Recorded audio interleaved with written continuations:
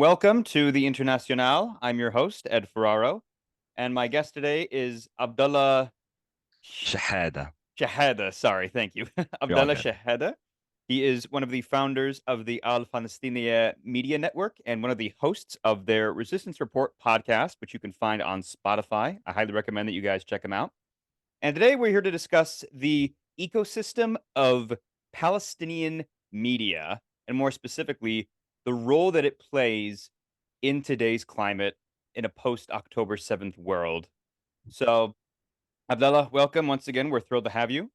And my first question to you is what made you want to start this media outlet? Like, what was missing from the, like I said, ecosystem that you wanted to fill? I really appreciate the opportunity to come on here today, honestly. It's been an uphill battle dealing with the repression and the censorship that we faced. So it's really nice to have folks help us kind of gain a following and to help us with our platform. When it comes to the founding of AFMN, I actually was not the founder at first. I got recruited into AFMN through some like labor organizing that I was doing. At first, I was going to be just like a writer on the labor side of things when we were first just putting everything together. But I know as a kid, growing up in America, growing up in like specifically post 9/11 New Jersey, and experiencing like this consistent racism, and having all of these questions about colonialism, imperialism, my identity. I remember growing up in like my mosque, for example, and like everybody around me had this very conservative outlook on life, and I felt progressive, like very deeply in my bones, and I could not work out how to like understand my identity as an Arab in the West, right? And I know for me, I remember being a kid and like wishing there was some kind of media, some kind of magazine, anything that I could get into or read that could help me like deal with both sides of my identity, right? Like being Arab and being progressive, but also um, dealing with the fact of that, like that I'm diaspora and that I'm constantly being shot down and aggressed by those around me. So I know for me, that was a big part of why I wanted to do an AFMN and why I wanted to help kind of create what it is specifically it's that being diaspora is so difficult, and the ability to like understand what's going on back home in our home countries and to like identify with that is a huge step for us. So then, how specifically does everything you're saying relate to Palestine today? Like, Absolutely, yeah. what is the mission there in terms of, because that's the main focus of your network, of course, is Palestine. How are you applying all those founding ideals onto your coverage of what's happening on the ground today? 100%. Well, first and foremost, there are more Palestinians outside of Palestine than in. Our diaspora is huge, because of the fact that, even my family comes from a Nakba survivors who left from Hebron and went to Cairo. So a big part of what we're doing with AFMN is through exploring how resistance and the fighting of imperialism is tied into our culture, we are beginning to be able to work out these like generational curses that have been put on our families due to imperialism. The reaction that we have had to coming here and like being colonized has been this like conservative clinging to our culture and this refusal to really identify with like the progressive elements of Arab history, especially the revolutionary elements of Arab history. So like the question of Palestine is not just a question for Palestinians to answer. Um, Sykes-Picot was like when these lines were drawn, and these are colonial lines that don't have a real basis in like the history of the region, et cetera, else. So like, for example, southern Lebanon was occupied by, Israel for a while up until 2006 when they were able to liberate themselves. The Golan Heights in Syria, like regardless of the fact that that Syrians and Lebanese people in South Lebanon are not Palestinian, they are an essential aspect of dealing with the Palestinian question. And that, it kind of broadens out from there where it's like, well, what is the role of the rest of the Arab world and the rest of the Muslim world, right? Like whether you're in Egypt or whether you're in Jordan or whatever else, the question of Palestine is constant in people's minds. Um, so for me and for AFMN, the big thing is like using Palestine as an avenue to elevate the consciousness of diaspora generally on this question. I think what we're getting at here is there is a lack of a sort of explicitly anti-imperialist network for Palestine in the English language media. Even now, I just feel like there's so much emphasis being placed on the South Africa ICJ trial, which, by the way, I should clarify, is a good thing. It is an important symbolic step, but I'm thinking of what Nizar Banat said when he highlighted that, the South African experience is not the Palestinian experience, right? Absolutely. Those are two separate struggles. It is more akin to the Algerians liberating themselves from the French. I And always say that I don't want South Africa isn't the solution, Algeria is the solution for sure. And I think a big issue is like there has been a lack of like cogent analysis from like the diaspora in response to imperialism. I think that is in a large part due to like how liberalism has affected, neoliberalism has affected um, the diaspora and like our understanding of why certain issues have come up, like why Middle East is not developed and what the answers are. And I know like a big part of it is just like we see it with the Biden administration and like the Arabs that are in the Biden administration. Like it does not matter if like representation is there if it's not done specifically with like the interests of the oppressed or the colonized being placed, as opposed to the interests of the colonizer. right, and my sort of understanding is this push to put Palestinians in the State Department started in earnest under Obama, Yeah. right? And it created, however, well received that initiative was at the time, it created this comprador class, mostly from people from the West Bank, who now adopt that framework of combating apartheid over combating colonialism. There's a very interesting materialist analysis you can read on the West Bank. I think it's called Palestine is Throwing a Party and Everyone's Invited. I don't know if you're I've familiar with never that at heard of that. all. That's actually a really interesting title. It's interesting because it talks about how, again, like in the Obama years, there was this push to create these loans for the bourgeoisie in the West Bank. And then this, Absolutely. like I said, propped up this comprador class where you have these collaborators who, not just with the Palestinian Authority, but also with the Israeli security forces, and as an extension of that, the American security forces. And you mentioned the representation of Palestinians even in the Biden administration, but even now we're seeing how hollow this liberal identity political outlook is, because even as they're reiterating things like, "Oh, we need to respect the sovereignty of Palestinians," like we're going to put the Palestinian Authority in charge of Gaza, just completely detached from the material reality on the ground of the PA is so widely unpopular, even amongst those in the West Bank. I And think their approval rating right now is, or like trust in the PA is at like 15 or 16% right now. oh wow, I didn't even realize it was that low. Yeah, this is definitely like the most intense crisis of legitimacy they've had since their inception. That's I do want to actually point out a thing. You were saying that the Obama administration was like this like first push towards this like representation or this like liberal identity politic. What I will say, funny enough, is that if you look back historically into like, for example, how the lines were drawn during Sykes-Picot, there were efforts by the like supranational organizations at that point in time to actually specifically poll Arabs in the region, discussing like things like what borders should be like, what they wanted to see and how their system was set up. If they wanted it to be set up like, for example, in France, I mean, in Lebanon, we have the confessionalist system where it's like set up according to religion, right? So it's kind of like carved out in that way.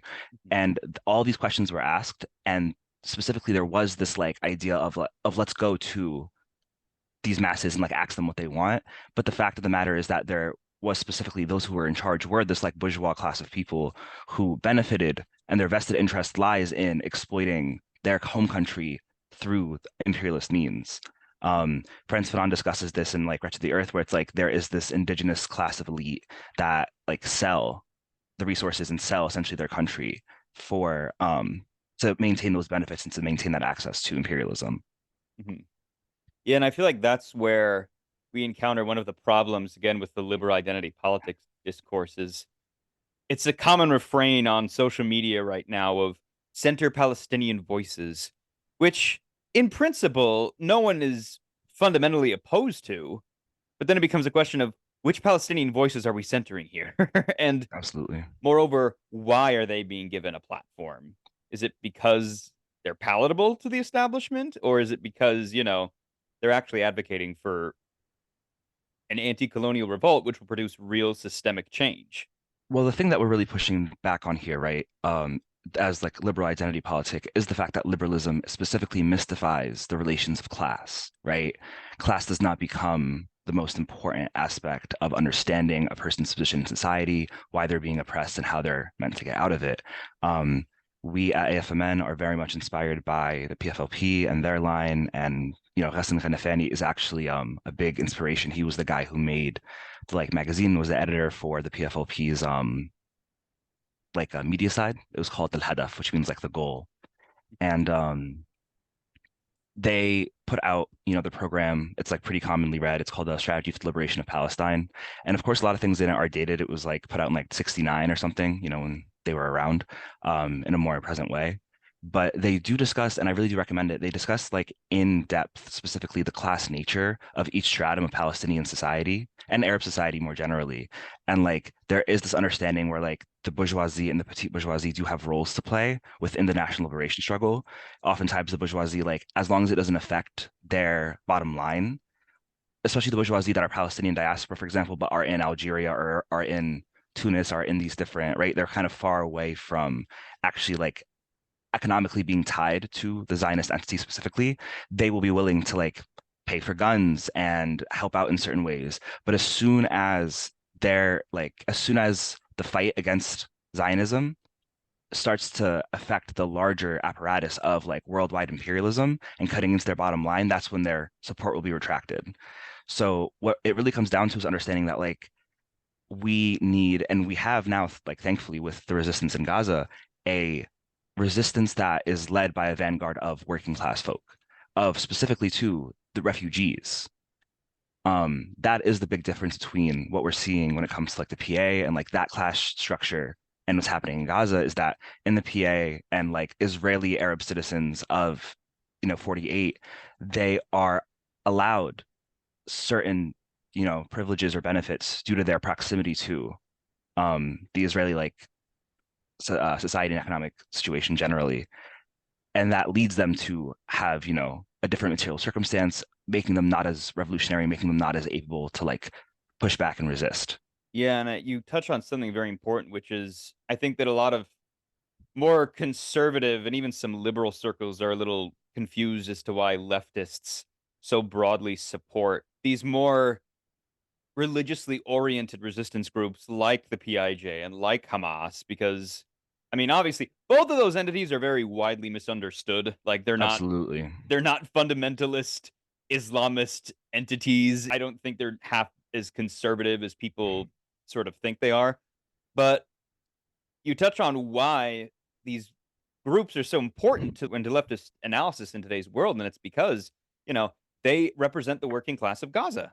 They, Absolutely. they represent a blow towards not just the Israeli entity, but also American imperialism. And I think that's what Habash and even Saeed Nasrallah have both articulated, which is that Israel is an extension of American imperialism. And the fight is Absolutely. not just with Zionism, it is not just with Israel, it is with the US using Israel as a proxy for its interests in the region. Yeah, absolutely. I actually do want to touch on a thing you said. Why are people on the left so willing to like support these different groups? And I want to again refer back to like Frantz Fanon on this, where it's we, and this is part of why Algeria is it's again a better example of what we should be talking about in South Africa. These questions have already been played out, right? Like in with Algeria, the French settlers they came into that society and they spread their roots and they claimed that they should be there as well. And after like a specifically urban guerrilla warfare campaign that was protracted over time, that was led specifically by an Islamist faction, right? We now see Algeria as one of the countries in the Middle East that actually has a bit more of a stable society that is democratic, that like, so it's for us as specifically at AFMN, we do follow a Marxist-Leninist line. We have to understand that the revolutionary forces at this period of time, we cannot start, I guess, from an ideal premise of like, I want a super progressive, super feminist, super democratic vanguard to just appear out of thin air right now and lead Palestine to a full liberation where, everyone communist and all this stuff. Like, it's just not, we are not at that point in time. We very simply don't even have the ability to like control our own laws or what food comes into Gaza, for example. Like, everything is controlled. and everything is being done in reaction to Israeli occupation and oppression of the Palestinians, right? So we have seen historically how this has to go. And for us to get to a more progressive system, society, we need to first remove the boot on our necks so that we can actually decide for ourselves and actually discuss amongst ourselves and not be threatened and reacting constantly to Zionism and imperialism. Colonialism as of now is like the stage. Settler colonialism is the stage right now that like Palestine is in and that Palestine is dealing with. But I do want to at least stress like from our point of view, class is always the primary contradiction. Specifically, again, like if it is not, if we do not understand the class nature of the struggle scientifically and understanding like each class and what their role is and why they should be leading or why they should be taking a step back, we are going to end up in a situation where, let's say, for example, the bourgeoisie were in charge of like the vanguard of fighting back right now, right? They would end up selling out the working class, right? So it's like colonialism is the stage we're in, but class is the primary contradiction, and we need to use a class-based understanding and lens of the Palestinian diaspora abroad and at home to understand what's going on and how best to achieve our goals.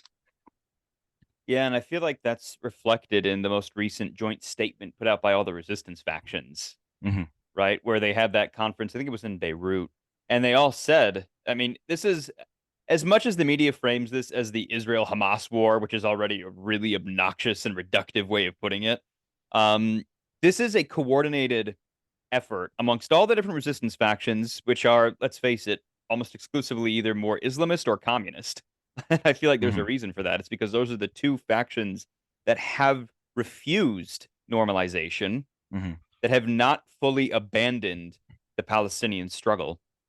And they said in their most recent statement they want a unity government.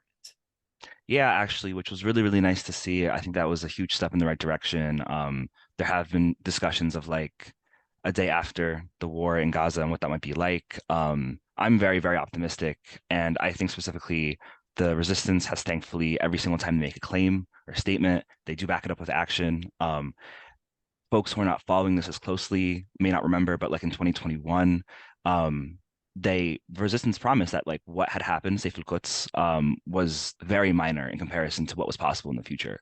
Funny enough, you guys can look into this. There was actually a Gazan drama that was made specifically about what seems to be like a very similar replication of like the events of October 7th, where and it's interesting because like every single society has like their own little like media kind of like film-based industry or whatever else. But it is clear that like the resistance is in a very strategically impressive position, and there is a lot of long-term thought and specifically a lot of cohesiveness that we have not seen up until now, which is very, very exciting.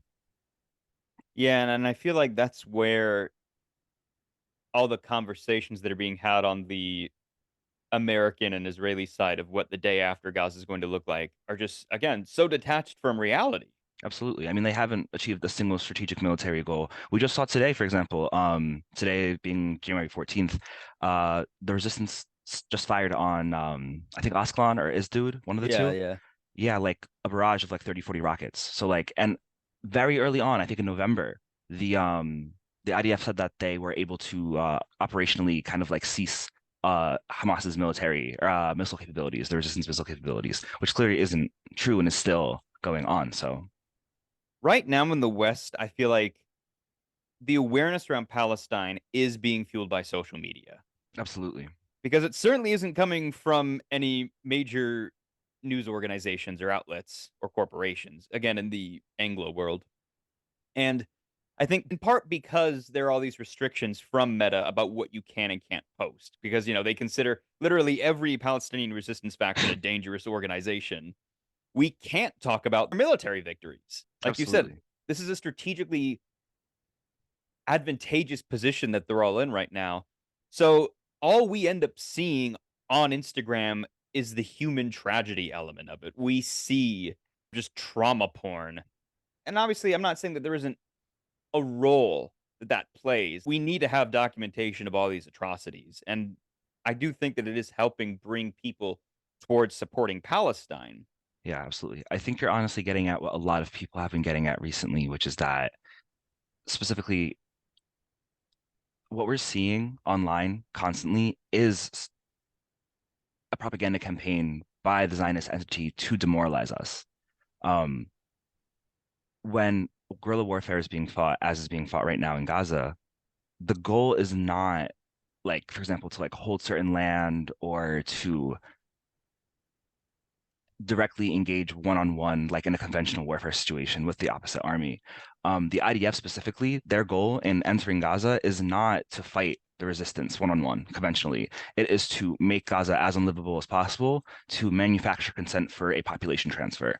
So for the specifically for the resistance, their goal is to make the, the dynamic between Gaza and Israel unlivable or untenable for the Israelis. And there's a very different standard by which that gets measured. Ho Chi Minh has this like great quote where he says, every time that like we will lose 10 people and you will lose one, but you will tire first. Right. And it's this concept of like they want a first world country built on the backs of third world or oppressed folks. It is this dialectic that is playing out where it's between the colonized and the colonizer, where the identity of the colonizer is and the society of the colonizer is predicated on the existence of the colonized and also the exploitation of the colonized. For one to be, for example, indigenous to a land, to have that concept conceptually, there has to be a threat of colonization, or there has to be an other that comes in. So for one to also be a colonizer, there has to be something to colonize, right? So these two identities, they are antagonistic to each other, but they are also reliant on each other. So we see this where, like, for example, in Israel in the middle of the desert, in 48 in Palestine, they have European trees, they have gorgeous lawns, American style suburbs in the middle of the desert. And that's because all the fresh water gets siphoned out of Gaza and put into um, the settlements that are happening, right? Also, too, like what's been honestly unbelievable is that the resistance has been like creative enough to specifically attack those the piping systems and use the pipes as a method of creating missiles, which there's a poetic justice element to that I cannot describe.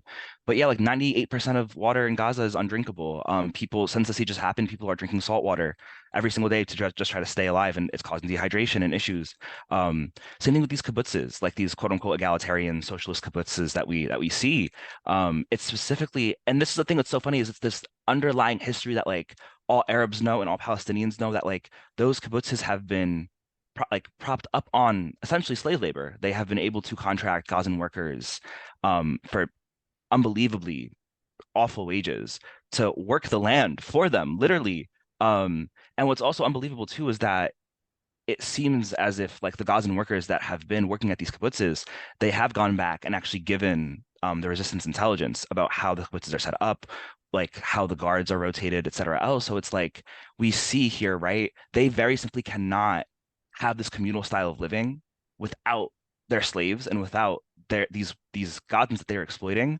And then just the fact that they have to see this every day, that these Gazans have to come into these settlements and see like the beauty of their land being used by others, and then going back, like what is going to happen? What do you think is going to happen? They're gonna snitch. Absolutely, they're gonna say what's going on. Yeah, and I feel like when you talk about the kibbutz system, which is often touted as this sort of like progressive element of Israeli society, I can't help but think it's really just premised on the same failure of any utopian socialist project. Absolutely. And that's not even accounting for the fact that, as we're saying here, there is an antagonism. There's a contradiction between the indigenous inhabitants of that society and the settlers who run and envision and administer these kibbutzim.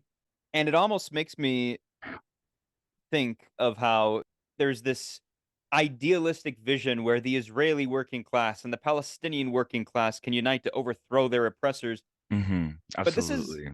it's something that Kanafani explicitly says in the 1936 revolt in Palestine, where he talks about how the Israeli Communist Party failed to win over the Palestinian working classes, how they couldn't build that unity, specifically because there's just an antagonism and a contradiction there that can't easily subvert the colonial dialectic. Yeah, absolutely. And so like again, like I've already discussed the AFMN, like we use a scientific socialist Marxist-Leninist lens on how we analyze things.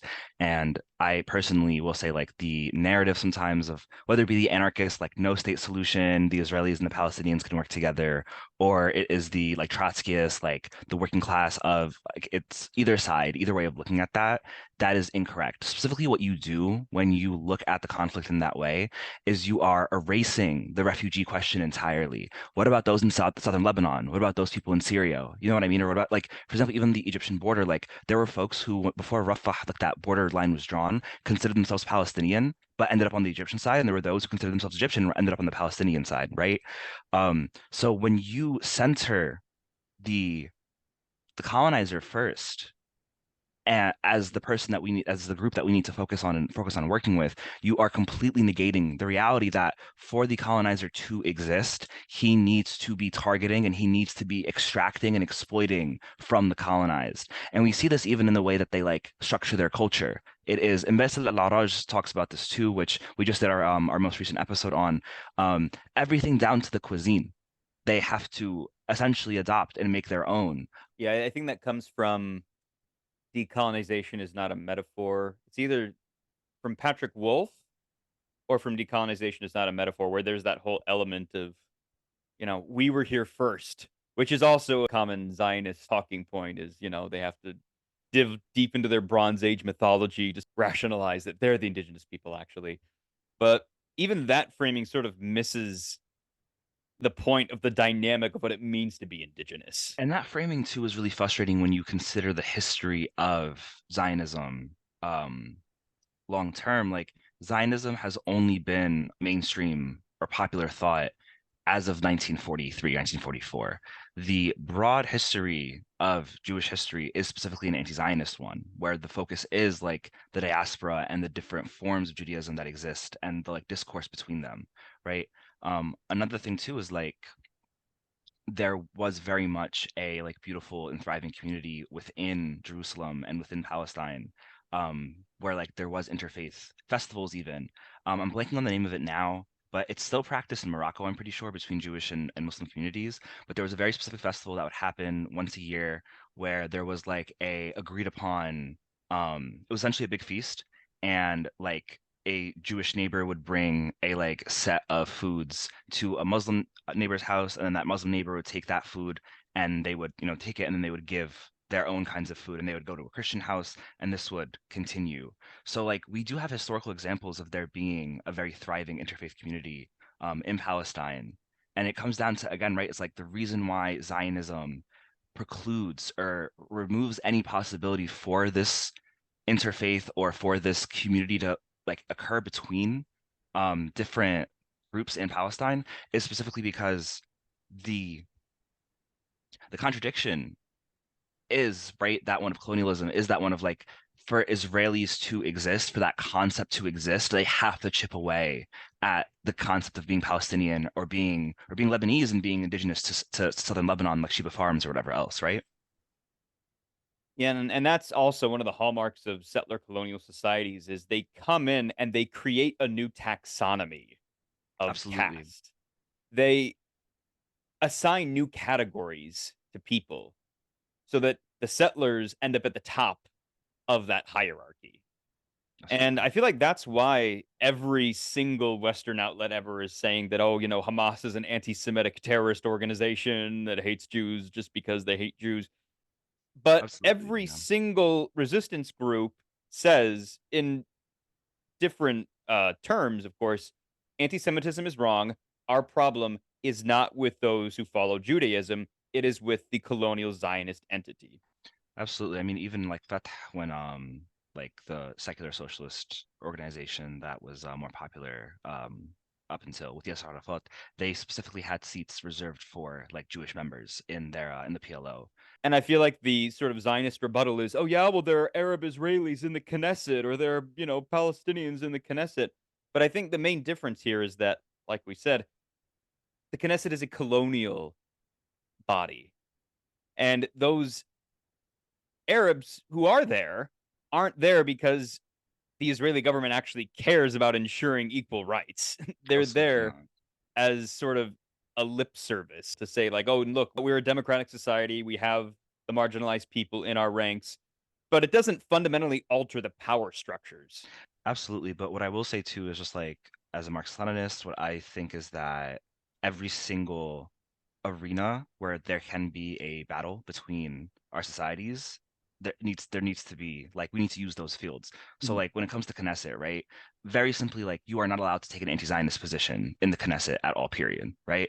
However, at the same time, there are going to be Palestinians who are petit bourgeois or whatever else that have these revolutionary inclinations that very simply, due to their material circumstances, are not going to go pick up a gun and run out into the street in the same capacity that like these students from American universities are not going to just overnight become like Maoist guerrillas and pick up guns and run out into the street. Um, we have to consider people's material conditions in how the resistance that they engage in materializes. So for folks who are Arab Israeli citizens who have voting power in 48 and are condemned to that reality, that is a very different situation than the refugees who are condemned to being in camps, right? So in understanding the class dynamics of the different stratas of Palestinian society, we can see that there is a place for resistance in literally every single possible arena, whether it be like legally, as we're seeing with South Africa, or the more militant struggle that we're seeing in Gaza. And all of them reify and reinforce each other. And specifically, too, like the resistance puts out constantly press statements, et cetera, else, discussing how these like legal and supranational attempts at holding Israel accountable are helping and are useful. The protests that we're seeing, they're not just random dates that are being picked and like put out by like diaspora organizers. The resistance is asking for a day of rage on certain days because they need us to go out and hit the streets. And that does not mean they need us to go out and hit the streets with weapons and violence. And that's honestly not what they're asking, because what is the point of that other than repressing and like further justifying oppression on our communities here, right? We all have to understand like how our class situation and how our social situation sets us up to best resist Zionism. And yeah. So what you said actually about why there isn't a more militant response in the West, one, because obviously the material conditions just aren't practical for that because it would only lead to more repressions, but also highlights the absurdity of the narrative that's being pushed in the media, right? Of how this whole discourse makes Jews in the West unsafe. It's, I mean, first of all, I think it highlights the fact that part of the reason why Israel is bound to lose is because it doesn't know its enemies in the same way that the Mhm. resistance understands Israeli society because they believe their own propaganda, right? They Absolutely, yeah. they believe that the resistance opposes Israel because every single faction just hates Jewish people when that's just not the case. But it's also reflected even in the security apparatus in the US where you see like I mean this started right after October 7th where Customs and Border Patrol was like we have concerns that Hezbollah is going to infiltrate the US by When it way was of the just Mexican horses. border. There is this like inherent irrationality within these strains of thought.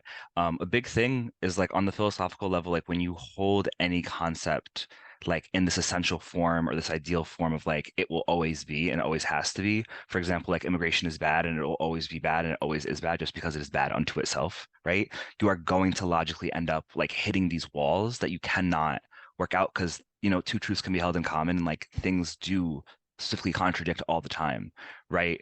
So like on the note of what we're seeing with like the militant struggle and how it's being discussed in the West, there are just different roles. There are different roles for people, and like what we need to be doing in the West specifically is humanizing like the Palestinian like men and boys who are fighting every single day for their families, um, and also too just like drawing on the shared notes of like struggle if it's between minority communities or just considering the class dynamic again. Most people in the US and most people around the world are working class, so like every single dollar that is not going towards public services are go is that and that is going towards missiles.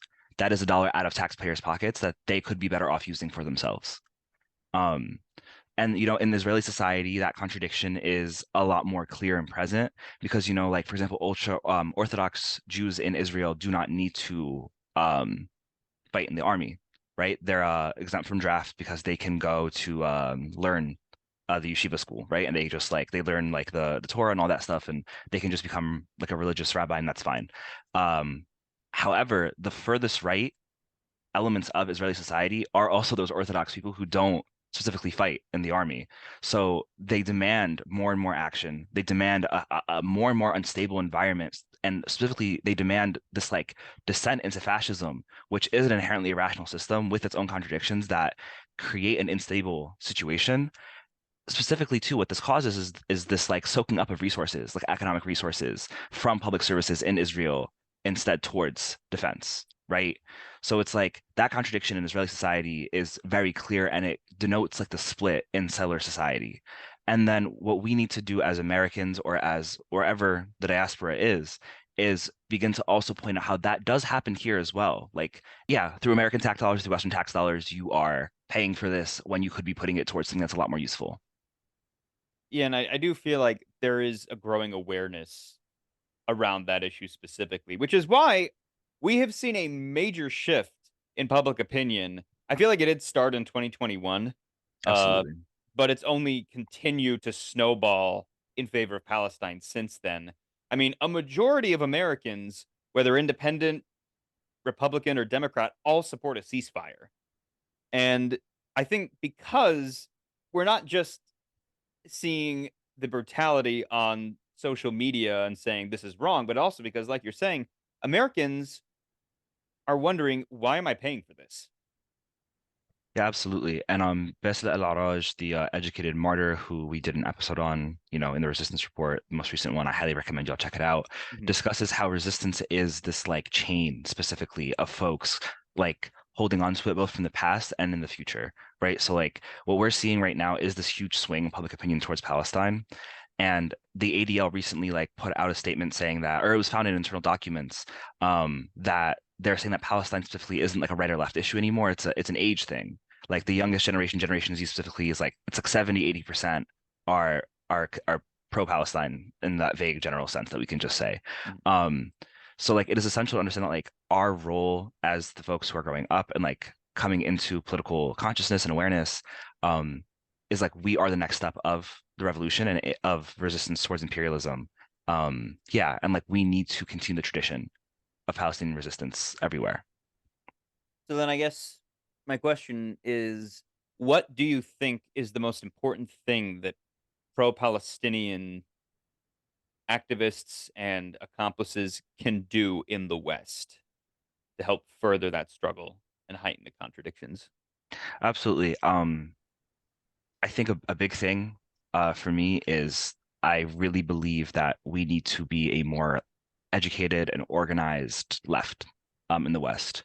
I In Palestine, there is a very long tradition of writing, poetry, of literature, and we have seen what happens when we go into things unorganized and in this like very like individualist like method of I'm going to go out and I'm going to protest, for example, because I'm feeling angry and I just want to go out and yell, versus specifically considering for example, economic relationships between the US and Israel or the West and Israel and how you can target those, right? Um, for example, like why have thousands of people come from your community, like walk in a circle and go home when you could do something that specifically, like we've seen, for example, in California, where Pal Action US was able to shut down an Elbit Manufacturing, which is a weapons factory in California, for like a few days because they were throwing like stones out into the road. So like cars couldn't come in and out until the road got swept, right? Where it's like, we should be specifically focusing on getting organized with our communities and attacking specifically links that are fragile in these ways, the economic links. And also too, if you're on a campus, you need to be pushing for divestment. And that is like, as a student, for example, that is a role that you have that other people do not have because of your material conditions of you being this educated person who is in a university. Yeah. Also too, of course, like I think it is essential to point out that like there's absolutely this disillusionment and this frustration with the Democratic Party for sure, which is totally fair and reasonable. This is a genocide happening, and it's awful to see how little pushback there's been. But we have to also understand the political reality of the fact that like on the left in the US, the quote unquote left, the Democratic left, there is like discord and there is like not a unified idea of how to go about the Israel issue right now. However, on the right, there is this like extreme bloodthirst, it seems, and there is absolutely no wavering on the issues of should we be there, how invested should we be. So like folks like Rashida Tlaib or folks like or I think we've been seeing more Arabs as well and more Palestinians run as of late. They do have a role, and it is important that like if that is how you can helping a progressive campaign in your area, that is a battlefield that we should also be fighting on, and you need to consider that as well. Yeah. So whether it be grassroots organizing or whether it be the electoral route or whatever else, you need to be doing all of it, and you need to be present where you can be. Yeah, which is really in line with the Leninist position of utilizing every tactic possible, Yes. um, and approaching things from a dialectical perspective. Absolutely, because they're using it too, you know? So why shouldn't we? I mean, like they're also too just for folks who like might consider themselves Marxist and might find themselves, having a different conclusion on this. Like if you look at history and you consider, for example, how Lenin ascended to power, Lenin was pro pushing an electoral method of revolution, partly, of course, before there was even a parliamentary body in Russia. There is not less viability to use electoralism now than there was in a czarist Russia. That's just not reality. Yeah, and I feel like it's sort of like what you said about how the other side uses every possible strategy. You're right in that because I feel like sometimes there's this hyperfixation on APAC, right? Where eliminating APAC would somehow make Palestine a more palatable issue for the electoral landscape in the US. I personally resist that notion because I think APAC is just one strategy in a much broader campaign because Biden doesn't seek out congressional approval to send additional arms to Israel. Yeah, Biden absolutely. doesn't go through any of the proper channels to bomb Yemen. Yeah, absolutely. Um, which is why I think, like you said, it's a much larger fight than that. Like APAC does play an influential part, and it is something that does need to be addressed. But our issues wouldn't be solved if we could just get rid of the Israeli lobby. Absolutely. And also too, like there's just the reality that as long as there is an America that has interest in the Middle East, there will be an attempt at creating an Israel and manufacturing consent for operations in that area. Doesn't matter what president we've had. This is a consistent thing we've seen throughout all of American history. Um, and it's the stage of economy that we're in. Like imperialism is the only way to continue to prop up a capitalist economy. Um, yeah. So like I feel like APAC is just another one of those arenas which we need to be fighting in. If you are, for example, like if you have just come to consciousness about Palestine and you're a young professional in Washington, D.C., you know what I mean? And you have the skills and the abilities to, I don't know, for example, like get involved with the USCPR, the United States Campaign for Palestinian Rights, that does lobbying, like their opinions and their views on Palestine, I don't agree with all of them. They're not all 100% useful. Like, however, it is better for us to be pushing back in that arena as well as other arenas. If you are someone who is a working class Arab who, is in Detroit, Michigan, for example, or is in New York, and you are very closely tied to your community and you've been there your whole life and you know everybody in your community, you specifically you should be focusing on using those ties and using that power that you have as a community to further the Palestinian cause, whatever way that might be that you find effective and useful. If that's boycotting Israeli goods in your community, if that is running progressive Arabs for local office, if that is writing your senator and congressman, whatever else, or if, for example, like with AFMN, like we are 4 or 5 Palestinians from all over the country who have like met each other through our organizing, different Palestinian organizing groups, and this is how we feel as folks who have organizing experience with the Palestine question and have been working on this stuff, both like from an academic and from a on the ground perspective. Like this is how we felt like we could best aid like our liberation struggle right now. So Yeah, and I mean, as you're saying, electoralism is just one of the many, many ways that we can sort of push a more pro-Palestinian line in the U.S., but it's not the absolutely. be all end all. It is not the be all end all. There is such an essential aspect of this that is, the blocking of the ships, for example, in the Red Sea, like labor unions have a historic role in pushing progressive change through direct action, and there is a huge amount of this that has been very successfully done through direct action. You can look at, for example, within our lifetimes in New York, they just shut down like half of New York City traffic the other day. I think JVP also recently has been able to like shut down certain airports. Like this is all, and these are all essential elements to an overall successful struggle for liberation.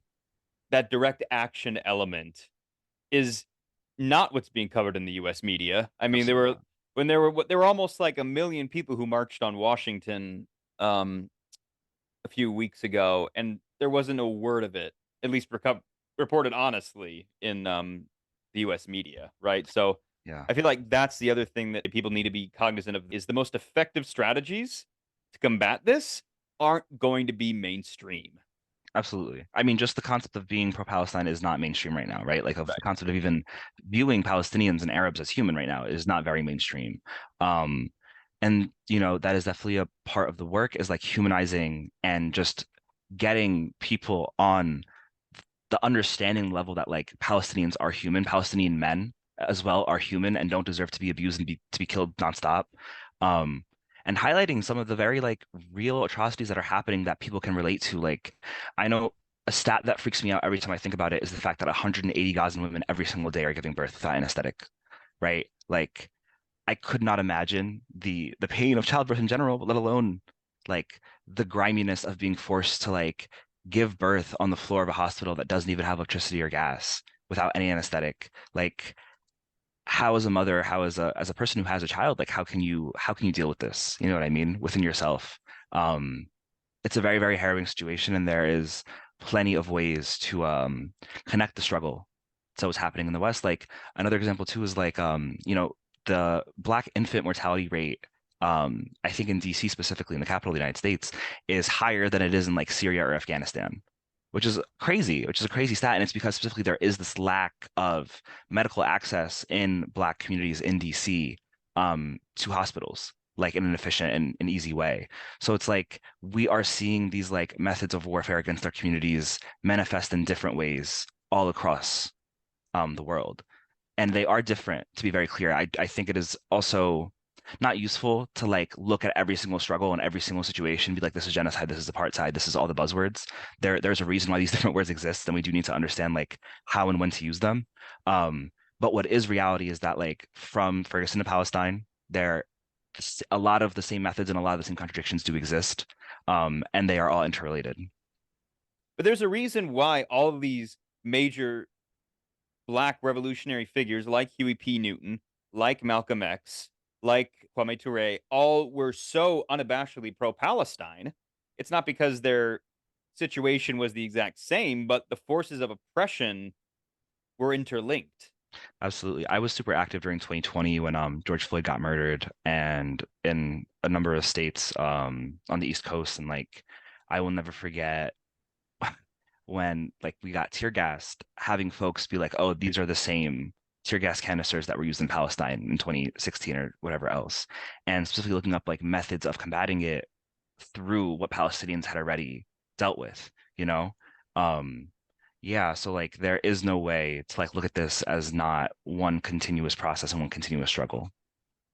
Yeah, and I feel like that doesn't just apply to the black liberation struggle either. When you go to any pro Palestine march, it is a diverse mosaic of so many different people from so many different communities and age groups for that matter, which is why it's always sort of funny when you look at pro-Israeli march somewhere in the West and it's almost all just like these older white geriatrics. Absolutely. I mean, not to Absolutely. just that's a literally a surface level analysis, but I do think there's something to that. And even you mentioned about the connection between like the knee jerk adverse reaction to all immigration from the right wing.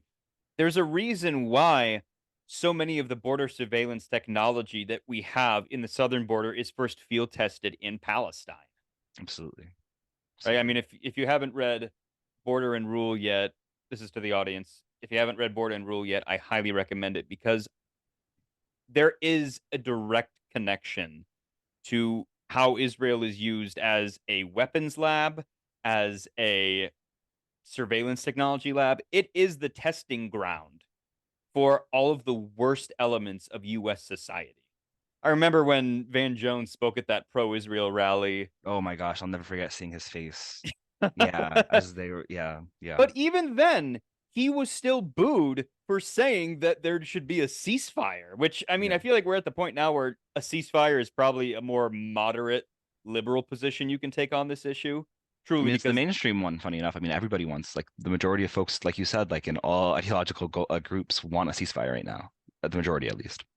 yeah, yeah, and that's why, like, even him saying what literally I think the most baseline sensible thing you can call for if you don't know anything else about this issue, even then he was booed. Yeah, And absolutely. Candace Owens too, I don't like her at all. She's a grifter, but even she's saying there needs to be a ceasefire. She's such an interesting case. I did listen to her podcast with Norman Finkelstein just because I was curious, because I Yeah. heard that she was having some really interesting views on Palestine. And it's just clear more and more like the contradictions between like her experience as a Black woman, like, and like the Palestinian experience are like, just it just keeps becoming harder and harder for her to like hold both of these identities of like as a conservative, like, and as a Black person, like in tandem. It's been really, really interesting to see how she's been engaging with this. Um, but yeah, you're absolutely right. Things are really changing with the narrative on this, and I I will say is like what I will say is this is that for the resistance right now, a ceasefire is the goal in the short term, and we should be pushing for that constantly. We also need to understand that, like, for example, like going with these like maximalist demands on your banners and whatever else, I mean, like we want the like full like decolonization of Palestinian land like tomorrow is also not very useful. What we need to focus on as folks who are in the imperial core, who have access to our politicians, who can put pressure, is the specific demand that the resistance is putting forward of a ceasefire ASAP, and an end to the aggression so that we can begin the process of a prisoner exchange. Because and I think a big thing too is like this concept of like letting the subaltern speak, right? A lot of these leftist organizations that are in the West are putting up these different like political goalposts, and it always, this is the thing that makes me very frustrated, just like as a Marxist, is like this decentralization, everybody having a separate kind of demand and a separate kind of goal. It just leads to like a lack of energy being used efficiently when it comes to this the revolutionary work that we have to do. Um, yeah, so like if we were, for example, to let the subaltern speak and to like look at the press releases of the resistance factions, the demands are clear. Like what they want to happen is very clear: a ceasefire, an end of all aggression, a lift on the siege, and the beginning of negotiations for prisoner exchange. And we need to be reifying and pushing those specific goals in the streets and in our electoral uh what's it called, electoral campaigns or whatever else, and in community organizing. Yeah, and I feel like you just hit on something really important, which is that a ceasefire isn't where this should end. Absolutely not. Calling for a ceasefire in the midst of a genocide isn't necessarily in and of itself a radical position. It's not. It's not. But it's a And historically progressive one, and that's what matters in this moment. right, right. And I feel like that's part of the reason why we do see these other organizations calling for the full decolonization of Palestine, because they understand that a ceasefire in and of itself won't meet the broader goals. But like you said, it's referring to the specific conditions of this moment and what the resistance themselves are advocating for. Absolutely. I mean, AFMN supports wholeheartedly, without any conditions, the full decolonization of all of our land, and all of the land that has been occupied in South Lebanon and in Syria. And we support any means necessary to reclaim our land. Um, Again, it is a matter of like understanding one's socio-political like situation and context and what you are able to affect. Your organization can have a slogan that is anti-normalization and very cool and very hip.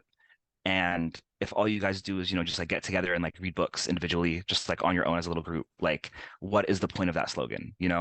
Within our lifetimes, for example, like I was lucky enough as a kid growing up in New Jersey that like I would take the train up to New York City to like go and attend within our lifetime educational events and within our lifetime protests. And that foundation has been being built in that community since the organizers of Within Our Lifetime were college students in their SJP, because that is where Within Our Lifetime, like the history of that org, just being someone who was like local to that area and was around it, like it was specifically SJPs from multiple New York universities that banded together, and law students specifically that banded together and then formed this organization within their whole community, because Bay Ridge is this like working class community of Arabs, a lot of them Palestinian. um yeah, that like we're able to come together and work together in that way. So like that is another example, right? Where it's like we are looking at within our lifetimes and being like, this is such a cool organization, they're doing such good work. But it's like folks will also sit and be like, I'm very critical of SJP, which is fair. We should be critical of the Palestinian movement because when we are able to critique things that are not going well, we can build towards something different, right? Like I have so many issues with like SJP and their stances, but the reality is that having like groups on every single campus where these students like can sit and begin to battle with the concepts of their identity in relation to imperialism, their identity as a Palestinian, their identity as a Westerner, and how it plays into this conflict is essential and is netting good results. So I really, really like push against folks who idealize like certain situations or certain organizations without understanding like where they came from. As Marxists in these spaces, like our goal should be to push things as progressive of a line as possible that will achieve political results while also dealing with and working with the the more liberal elements because they are a group of people that we very simply need to both like use in the current moment and radicalize out of. I think we're seeing it especially with this younger generation. Like you're having people on TikTok like sit and discuss decolonization, like or doing like reads of the Quran with Yeah. millions of followers, millions of people viewing it. Like we are seeing a moment of like historical progress. You know, like the decades where weeks happen or the weeks where decades happen. We're definitely in some of those weeks where decades are happening. And it is fascinating and beautiful to see. And I know personally, as awful as the situation is in Gaza humanitarianly, as catastrophic as the situation is, and as catastrophic as the genocide has become, strategically and strategically from a perspective of the resistance and from the liberation of Palestine being the ultimate goal, we have never been in a better position ever, ever in the whole history of Palestinian liberation struggle than we are right now. And I really want folks to push back on that defeatism or that despair that they might be feeling. We talk about this a lot in the Resistance Report podcast, especially our last episode, the most recent one, episode 4. Yeah, so if this stuff is speaking to you, I highly, highly recommend checking out our work. Yeah, and then that's a nice lead up to my next and final question, which is what are other resources that people can utilize to sort of further their radicalization and their education on this issue? Well, first and foremost, I'm going to say follow AFMN at our Instagram and Twitter or X Yes. at El Falasteniyeh, which is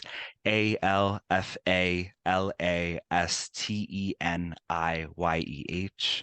But regardless, or AFMN at AFMN also, we're under those. Regardless, check us out. We are planning on doing a lot of like political education surrounding theory that comes from Palestine and applying it to the context of the diaspora. Um, as a Marxist Leninist, I'm going to be biased and I'm going to say you should be reading texts, the easier texts of the Marxist tradition, like Socialism, Scientific and Utopian, like Imperialism by Lenin, um, Foundations of Leninism, so forth and so on, and specifically getting together with folks in your community that have these shared interests and beginning to work on a more cogent understanding of the Palestine issue. I personally like the Cradle is a great outlet. El Mayadeen has an English based website, and that is great news directly from the resistance. I highly recommend them. Um, yeah, that are some ways that I would consider trying to get more educated on this issue. And I'm going to just personally interject here to say, please subscribe to the Resistance Report on Spotify. Listen to their most recent episode on the martyr Basil al-Raj. That is probably one of the most informative accounts I've heard about his body of work, which is woefully under translated into English. We're doing the work as best we can. Yeah, trying to translate sources over. Now, good, because if you want to know how to best post and talk about Palestine, start with that episode. We also on our Instagram have essentially a breakdown of Bassel al-Arraj's 8 rules of war, and a lot of that discusses like the propagandistic elements of Israeli psyops, of these like really heinous things that we're seeing, and how to interact with them in a way that is constructive specifically. Yeah, So, yeah, thank you again for all of your insight, for your analysis. And everybody, go follow the social media pages, subscribe to the Resistance Report, and we'll see you later. much appreciated. Thank you so much. See you around. Solidarity. Solidarity.